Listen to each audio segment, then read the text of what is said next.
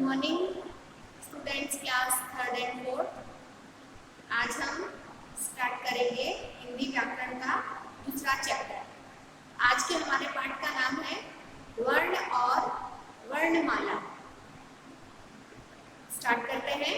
वर्ण वर्ण वर्ण क्या होते हैं? वर्ण होते हैं जब भी हम मुंह से कुछ भी बोलते हैं तो हमारे बोलने के साथ हमारे मुंह से कुछ ध्वनियाँ निकलती हैं।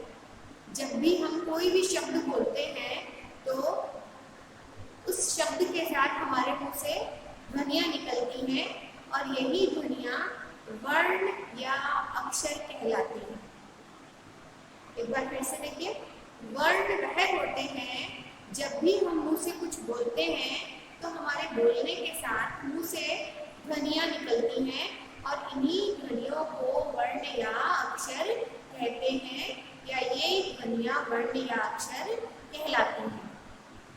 वर्ण भाषा की सबसे छोटी इकाई होते हैं जिसके टुकड़े नहीं किए जा सकते। वर्ण भाषा की सबसे छोटी इकाई होते हैं जिसके टुकड़े नहीं किए जा सकते, क्योंकि वह अपने आप में पूर्ण है।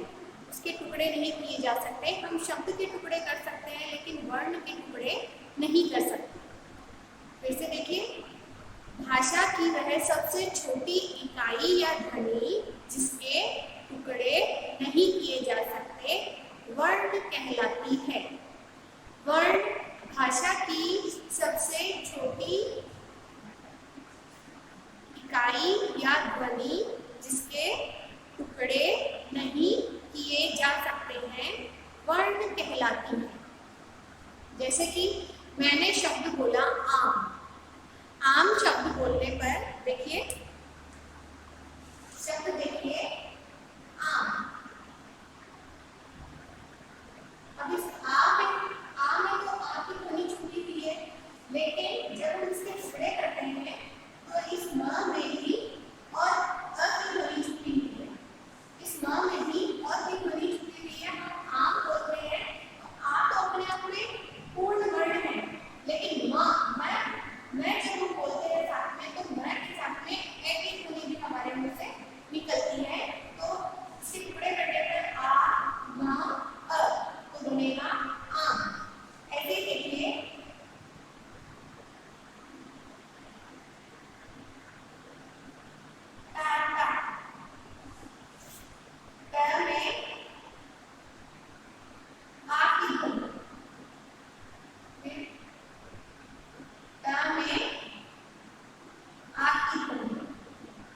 शब्द बन गया टाटा। ट में आ की ध्वनि, फिर से ट में आ की ध्वनि, तो टा टा मिलके शब्द बन गया टाटा। इसी तरीके से अनेक शब्द हैं जिनको हम बोलते हैं तो बोलने के साथ हमारे मुंह से ध्वनियाँ निकलती हैं और यही ध्वनियाँ वर्ण या अक्षर कहलाती हैं। वर्ण भाषा की सबसे छोटी इकाई होते हैं जिसके टुकड़े नहीं किए जा सकते वर्ण कहलाते हैं। भाषा की सबसे छोटी इकाई जिसके टुकड़े नहीं किए जा सकते वर्ण कहलाते हैं। अब आता है वर्ण के भेद। वर्ण के भेद है, हिंदी भाषा में वर्ण के दो भेद बताए गए हैं।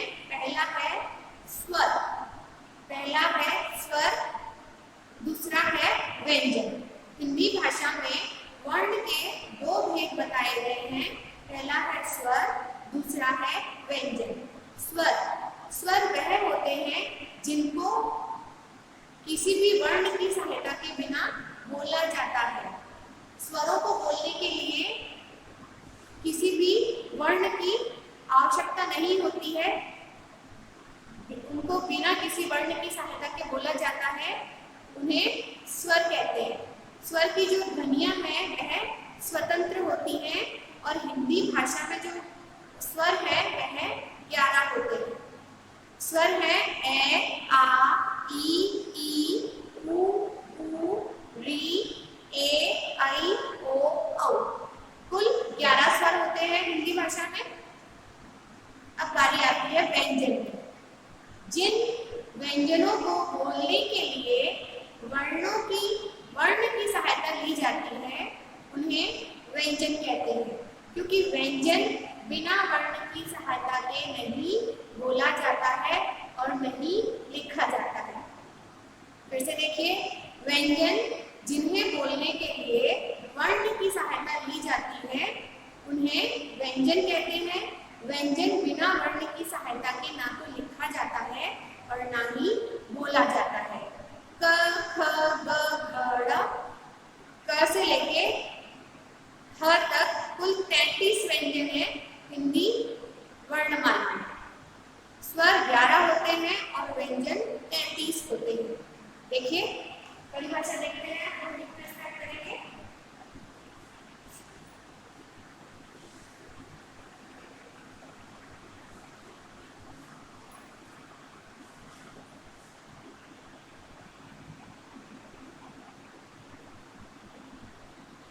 वर्ण, वर्ण है भाषा की सबसे छोटी इकाई या ध्वनि जिसके टुकड़े नहीं किए जा सकते, वर्ण कहलाती है।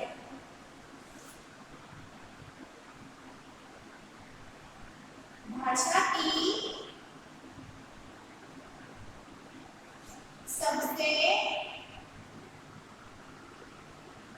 की सबसे छोटी इकाई या उसे ध्वनि भी कहते हैं, या ध्वनि जिसके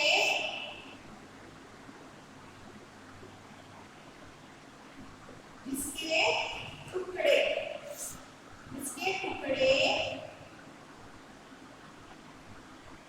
नहीं किए जा सकते, नहीं किए जा सकते, वर्ण भाषा की सबसे छोटी इकाई या ध्वनि इसके टुकड़े नहीं किए जा सकते, वर्ण कहलाती है।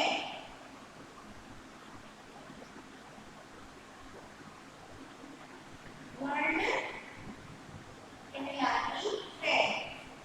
वर्ण एक बार फिर से देखिए, भाषा की सबसे छोटी इकाई या ध्वनि जिसके टुकड़े नहीं किए जा सकते, वर्ण कहलाती है। अब आते हैं वर्ण के भेद। दूसरा है हमारा वर्ण के भेद। वर्ण के भेद हैं, हिंदी भाषा में वर्ण के 2 भेद बताए गए हैं।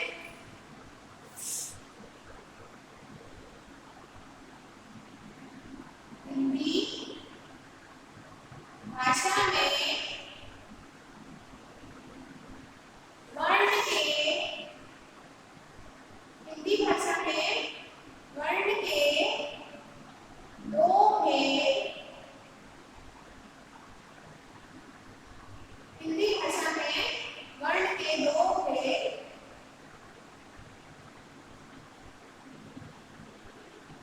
बताए गए हैं।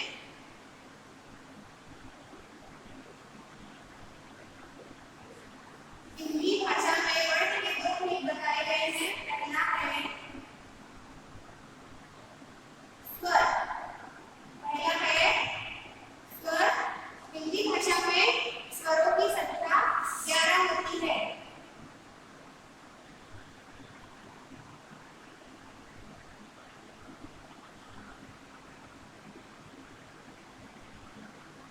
इनकी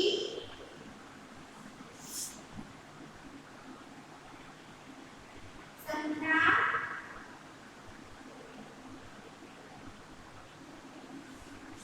11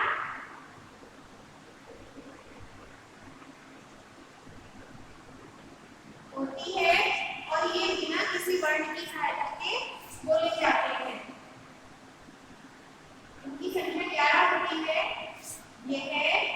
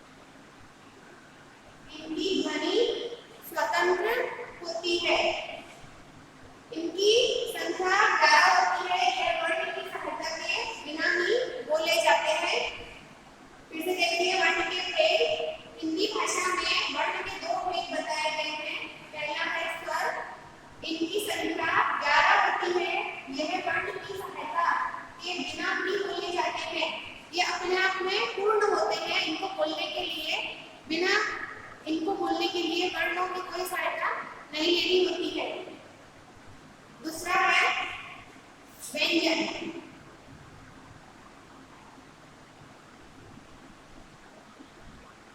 व्यंजन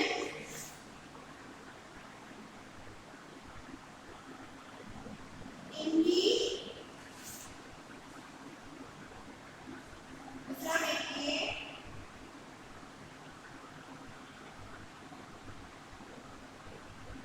व्यंजन,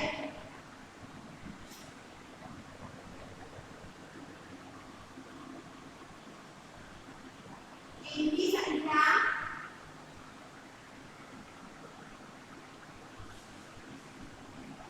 हिंदी संख्या 33 होती है, 33। हिंदी भाषा में हिंदी संख्या 33 होती है। यह वर्ण की सहायता से, ये वर्ण की सहायता से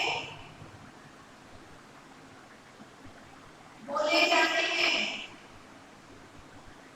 ये वर्ण की सहायता से बोले जाते हैं, बोले, ये वर्ण की सहायता से बोले सॉरी और लिखे जाते हैं, लिखे भी वर्ण की सहायता से ही जाते हैं। यह वर्ण की सहायता से बोले और लिखे जाते हैं। स्वर ए आ ई ई उ ऊ ए री ए ऐ ओ औ और व्यंजन क ख ग घ ड़, क ख ग क से लेके ह तक। देखिए क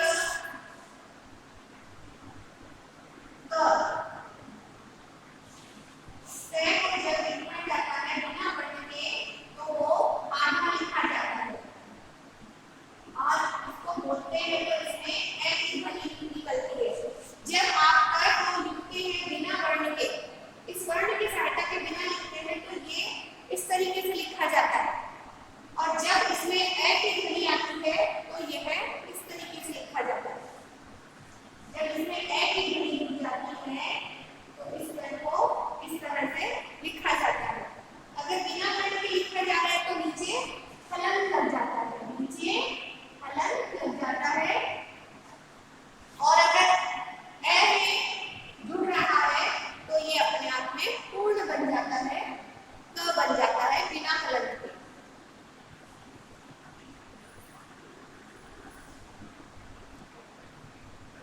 एक बार फिर से देखिए, वर्ण, वर्ण भाषा की सबसे छोटी इकाई या ध्वनि जिसके टुकड़े नहीं किए जा सकते वर्ण कहलाती है। फिर आता है वर्ण के भेद। हिंदी भाषा में वर्ण के दो भेद बताए गए हैं। पहला है स्वर, इनकी संख्या 11 होती है। यह वर्ण की सहायता के बिना ही बोले जाते हैं। इनमें वर्णों की कोई सहायता नहीं ली जाती है क्योंकि ये अपने आप में पूर्ण होते हैं। स्वर की जो ध्वनि है वह स्वतंत्र होती है। फिर आता है व्यंजन। व्यंजन इनकी संख्या 33 होती है, 33। यह वर्ण की सहायता से बोले जाते हैं और लिखे जाते हैं। यह वर्ण की सहायता से बोले जाते हैं और स्वर वर्ण की सहायता के बिना बोले जाते हैं। जैसे कि क देखिए, व्यंजन में क, अगर क को हम पूर्ण रूप से लिखते हैं, अगर क को हम वर्ण की सहायता के बिना लिखेंगे तो यह नीचे हलन लग जाएगा, मतलब ये अपने आप में आधा है।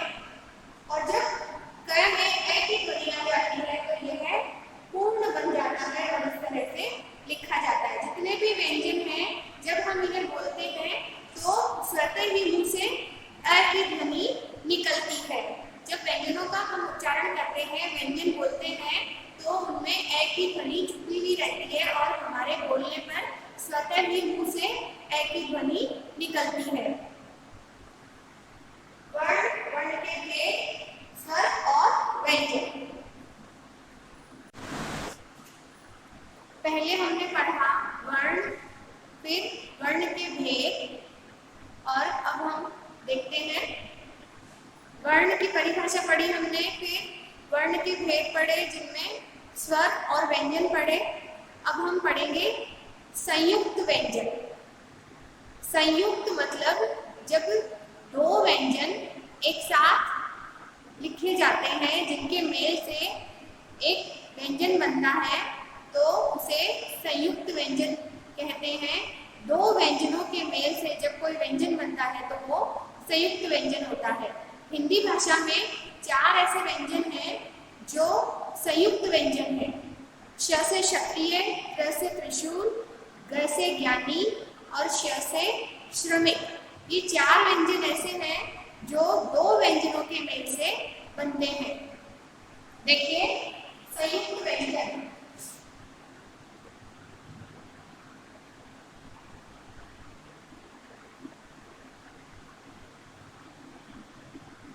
संयुक्त व्यंजन, संयुक्त व्यंजन के हैं श से क्षत्रिय, त्र से त्रिशूल, ग से ज्ञानी और श से श्रमिक। श, त्र, ज्ञ और श, ये 4 व्यंजन ऐसे हैं जो दो व्यंजनों के मेल से बनते हैं। श बनता है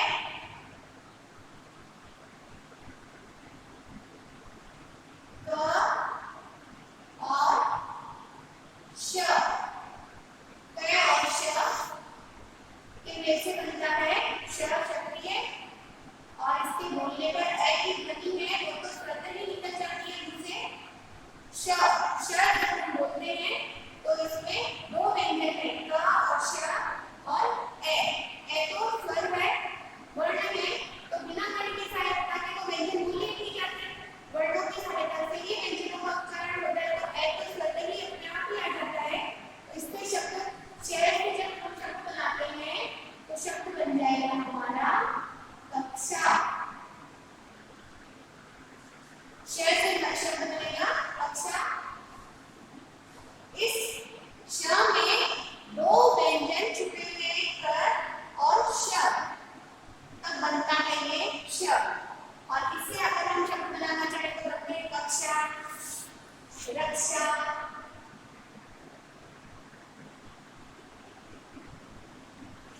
फिर देखिए प्र, ये बनता है त और र के मेल से। प्र बनता है त और र के मेल से, और ए वर्ण है, जब इसका उच्चारण करते हैं तो ए की ध्वनि निकलती है साथ में, तो इससे बन सकता है शब्द त्रिशूल।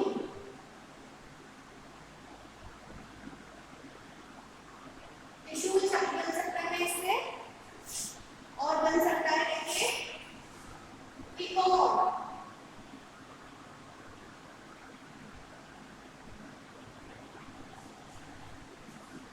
त्र जब बनता है व्यंजन तब ये आधा क और र और अर्थ स्वर है, त और र मिलके बनते हैं प्र। जब हम उच्चारण करते हैं तो ए की ध्वनि स्वतः ही आ रही है। अगर हम उस प्र से शब्द बनाते हैं तो बनते हैं त्रिशूल, त्रिकोण। अब बारी आती है य की। य बनता है जय, जय और ण। जय और ण के मेल से बनता है य, और इसमें आती है अ की ध्वनि।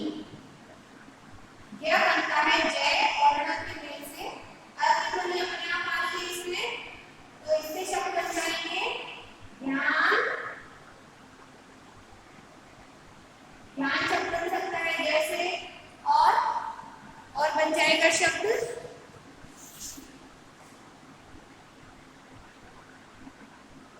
विज्ञान भी बन सकता है। ज्ञान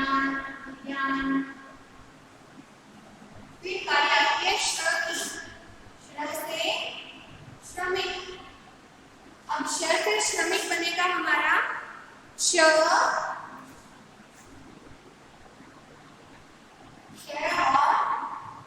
र के मेल से अ की ध्वनि स्वतः ही आनी है, तो ये बन जाएगा श्र। श्र बनता है श और र के मेल से। अ की ध्वनि अपने आप ही मुंह से निकल रही है, जब हम श्र बोलते हैं तो अंत में अ की ध्वनि निकलती है, तो यह बन जाएगा श्र से शब्द बनाएंगे हम श्रमिक, दूसरा बनाएंगे श्रम। देखिए श्र श शंकर वाला श आ जाएगा इसमें, र ये दोनों आधे हैं, जब मिलते हैं तो श बनता है श्र। और अ की ध्वनि स्वतः ही निकलती, क्योंकि व्यंजन है, व्यंजन बिना वर्ण की सहायता के नहीं बोले जाते, बिना स्वरों की सहायता के नहीं बोले जाते। इसके लिए श्र बनेगा, श और र से शब्द बनेगा हमारा, इससे श्र से शब्द बन जाएगा श्रमिक, श्रम। फिर से रिपीट कर देती हूँ, संयुक्त व्यंजन वह व्यंजन होते हैं जो दो व्यंजनों के मेल से बनते हैं, संयुक्त व्यंजन कहलाते हैं। संयुक्त व्यंजन श्र, श्र, य और श्र है। हिंदी भाषा में कुल 4 व्यंजन ऐसे हैं जो दो व्यंजनों के मेल से बनते हैं, श्र, प्र, य और श्र। श बनेगा क और श्र के मेल से शब्द बना लेंगे हम कक्षा, रक्षा। फिर प्र, प्र बनेगा त और रे के मेल से शब्द बना लेंगे हम त्रिशूल और त्रिकोण। य, य बनेगा जय और ण के मेल से शब्द बनेगा ज्ञान, विज्ञान। फिर बारी आती है श्र की, इसमें आता है श और र और रा, तो शब्द बनेगा श्रमिक और श्रम। इन चारों का जब हम उच्चारण करते हैं, बोलते हैं, तो ए की जो ध्वनि है वह स्वतः ही मुंह से निकलती है, तो बनेंगे श्र, प्र, य और अ। तो ये हो गए हमारे संयुक्त व्यंजन।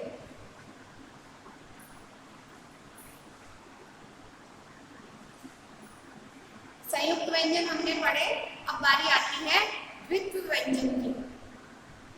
संयुक्त व्यंजन में दो व्यंजन एक साथ होते हैं तो वो व्यंजन संयुक्त व्यंजन कहलाता है।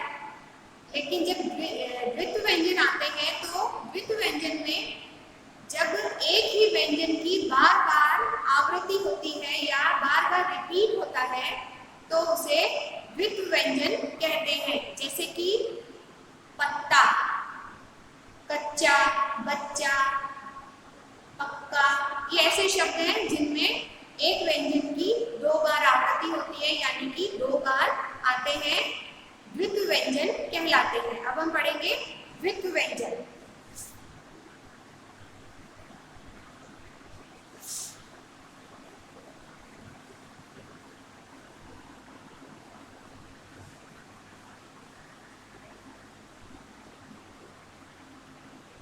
जब 2 व्यंजनों की आवृत्ति होती है तो व्यंजन द्वित्व व्यंजन कहलाते हैं।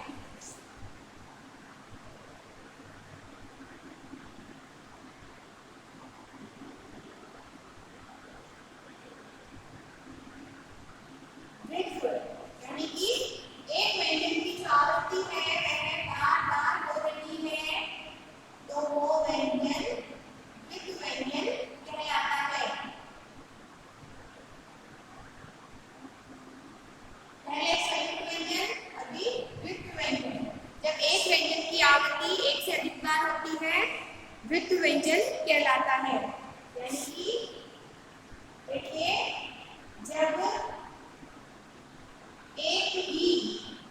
जब एक ही व्यंजन 2 बार आता है, 2 बार आए,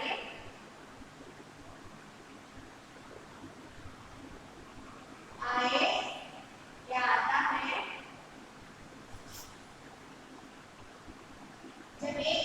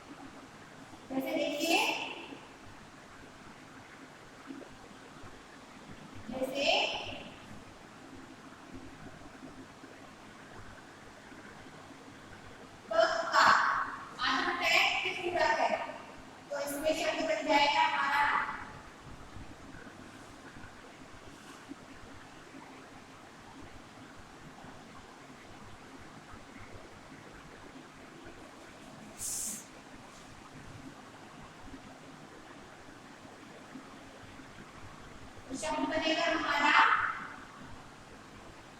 पक्का। क्या शब्द बन जाएगा हमारा?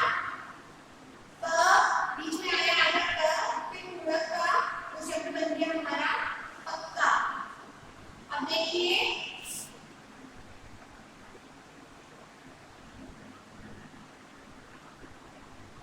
तो इसमें देखिए द,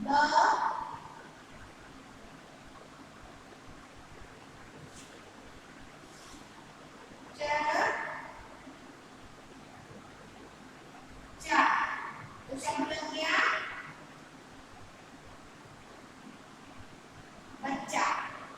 इसमें भी च वर्ण की दो बार आवृत्ति हुई है, इसमें क वर्ण त व्यंजन की दो बार आवृत्ति हुई है, इसमें च की दो बार आवृत्ति हुई है। तो शब्द बन गया, पहला शब्द बन गया क में अगर क का शब्द जुड़ जाता है तो शब्द बन जाता है पक्का। इसी तरह से जब च शब्द ब में जुड़ जाता है तो शब्द बन जाता है बच्चा।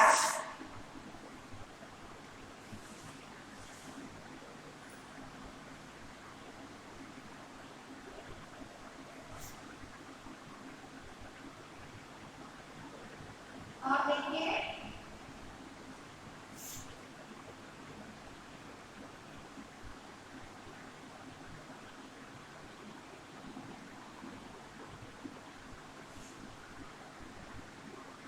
ग में अगर हम आधा ना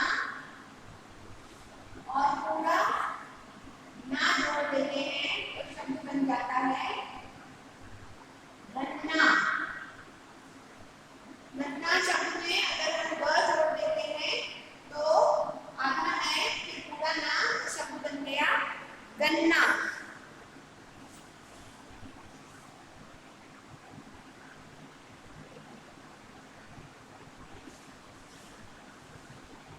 आपने देखा द्वित्व व्यंजन कौन से होते हैं?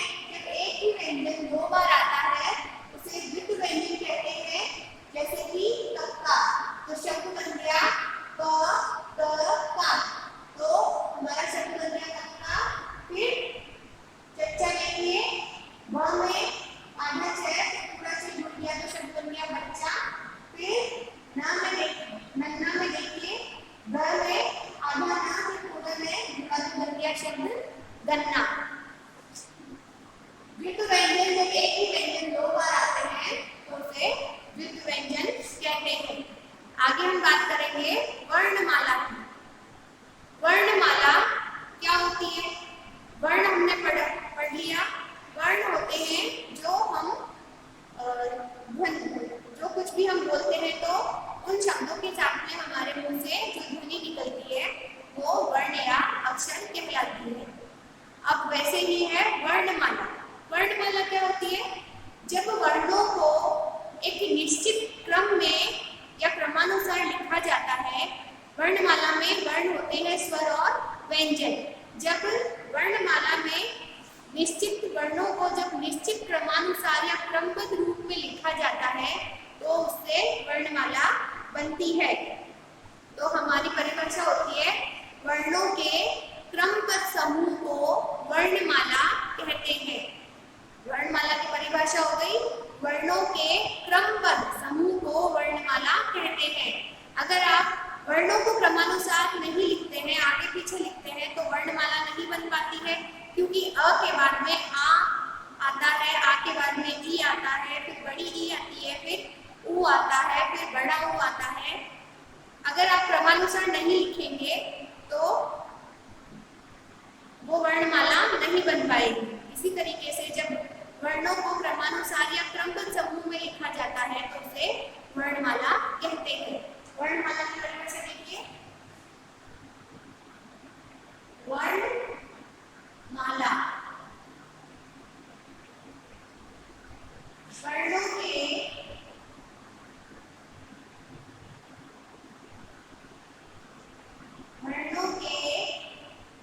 क्रमबद्ध वर्णों के क्रमबद्ध समूह को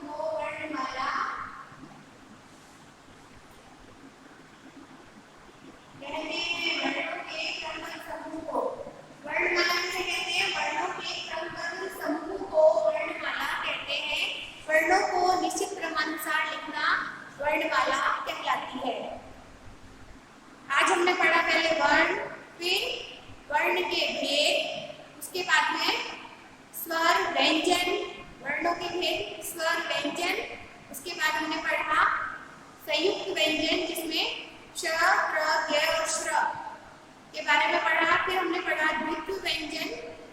द्वित्व व्यंजन जब एक ही व्यंजन दो बार आता है तो उसे द्वित्व व्यंजन कहते हैं। जैसे कि कक्का में अगर क जुड़ जाता है तो शब्द बन जाता है कक्का। चच्चा में अगर ब शब्द जुड़ जाता है तो शब्द आवृत्ति होती है तो शब्द बन जाता है बच्चा। वैसे ही गन्ना शब्द में आगे ब जुड़ जाता है तो शब्द बन जाता है गन्ना। फिर बारी आती है वर्णमाला। वर्णों के क्रमबद्ध समूह को वर्णमाला कहते हैं। वर्णों को निश्चित क्रमानुसार लिखना वर्णमाला कहलाती है। वर्णों के क्रमबद्ध समूह को वर्णमाला कहते हैं। अब हम आज जो हमने पढ़ा है उनसे जुड़े हुए कुछ अभ्यास प्रश्न करेंगे।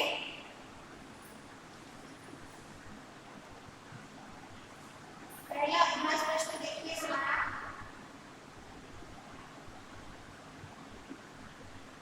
प्रश्न नंबर 1। प्रश्न नंबर 1 है, भाषा की सबसे छोटी इकाई क्या कहलाती है?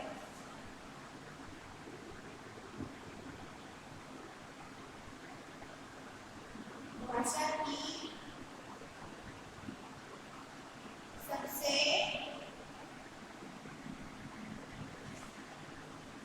छोटी इकाई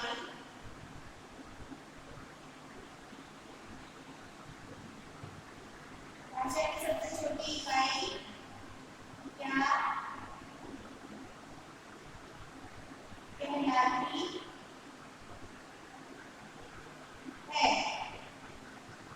भाषा की सबसे छोटी इकाई क्या कहलाती है? प्रश्न दूसरा है हमारा,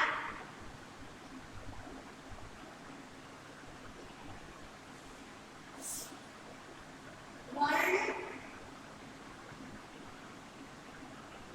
कितने वर्ण कितने प्रकार के वर्ण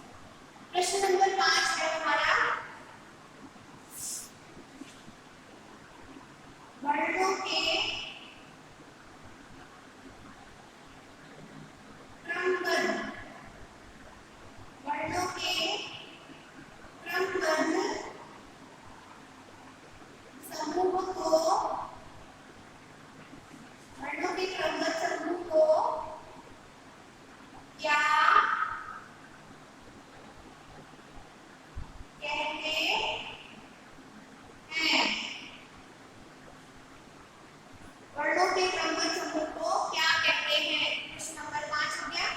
अब हम इनके उत्तर करेंगे। पहला प्रश्न है हमारा, भाषा की सबसे छोटी इकाई क्या कहलाती है? भाषा की सबसे छोटी इकाई क्या कहलाती है? तो इसका उत्तर होगा हमारा, भाषा की सबसे छोटी इकाई वर्ण कहलाती है। इसके टुकड़े नहीं किए जा सकते। भाषा की सबसे छोटी इकाई वर्ण कहलाती है। उत्तर नंबर 2, वर्ण कितने प्रकार के होते हैं? तो हिंदी भाषा में वर्ण कितने बताए गए हैं? 2 प्रकार। 2 प्रकार के होते हैं।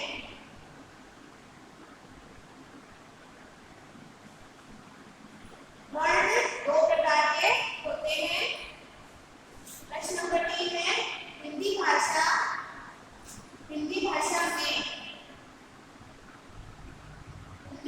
में व्यंजनों की संख्या कितनी है? तो हिंदी भाषा में व्यंजनों की संख्या कितनी है? हिंदी भाषा में व्यंजनों की संख्या है 33, यानी कि 33। हिंदी भाषा में व्यंजनों की संख्या है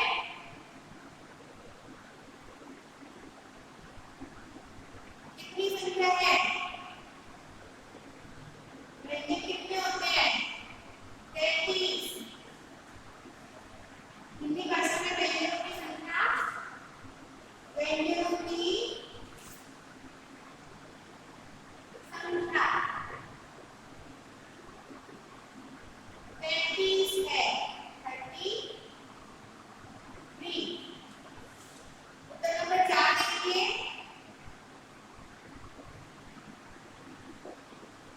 निम्न संयुक्त व्यंजन श ष ज से शब्द बनाओ। तो श से हमें शब्द बनाना है, तो हम बनाएंगे। इससे शब्द बनेगा रक्षक। क्या बनेगा? रक्षक। श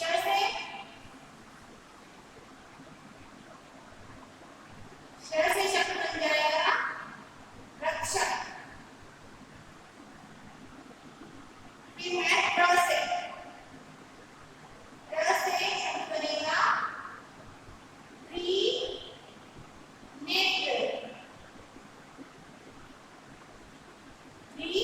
त्रिनेत्र।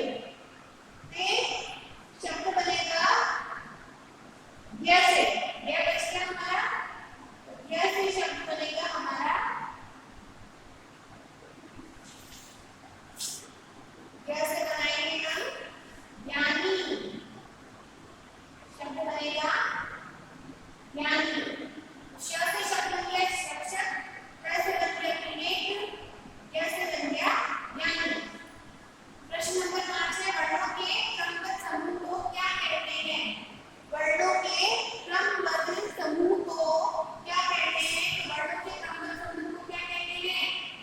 आंसर होगा हमारा उत्तर नंबर 5, वर्णमाला। क्या कहते हैं? वर्णमाला कहते हैं।